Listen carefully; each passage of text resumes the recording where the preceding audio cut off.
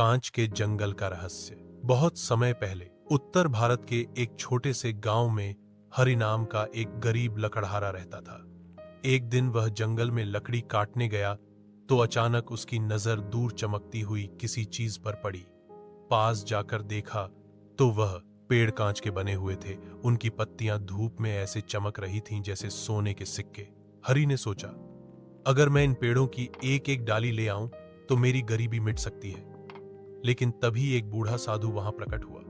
उसने कहा, हरि, यह कांच का जंगल साधारण नहीं है।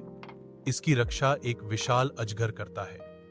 यहां से जो ले जाओगे उसकी कीमत तुम्हें अपनी सबसे प्रिय वस्तु से चुकानी होगी। हरि लालच और डर के बीच झूल रहा था, पर अंत में उसने एक छोटी शाखा तोड़ ली। जैसे ही उसने ऐसा किया, धरती हिली और पेड़ों के बीच से एक नीली आंखों वाला विशाल अजगर निकल आया। हरि जान बचाकर भागा और किसी तरह गांव पहुंचा। अगली सुबह हरि ने देखा कि उसका घर खाली है। उसकी प्रिय बेटी गायब थी। तभी उसे साधु की बात याद आई, सबसे प्रिय वस्तु की कीमत। वह समझ गया कि अजगर उसकी बेटी को ले गया है। हरि ने हिम्मत जुटाई और अपनी कुल्हाड़ी लेकर फिर कांच के जंगल पहुंचा। उसने साधु से मदद मांगी।